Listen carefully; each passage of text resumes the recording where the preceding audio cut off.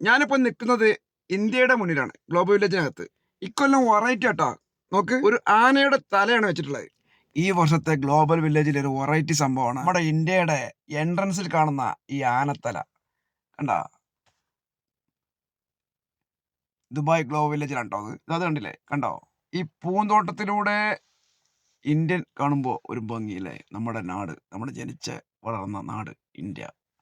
ആ ഇന്ത്യ കാണുമ്പോൾ തന്നെ നമുക്കൊരു സുഖമാണ് അല്ലേ? പൂക്കളുടെ ഇടയിലൂടെ. അടിപൊളി ട്ടോ, നല്ലൊരു ഭംഗി. ഇന്ത്യൻ പവലിയൻ വിത്ത് ഫ്ലവർ, പൂന്തോട്ടം, ഒരു അടിപൊളി ഗാർഡൻ ഉണ്ട്. കാണിച്ചുതരാം. കണ്ടില്ലേ? ഇതൊക്കെ നാച്ചുറൽ ഫ്ലവർ കേട്ടോ, പ്ലാസ്റ്റിക് അല്ല. ഗൾഫിലുള്ളവർക്കറിയാം ഇത് ഒറിജിനലാണ്.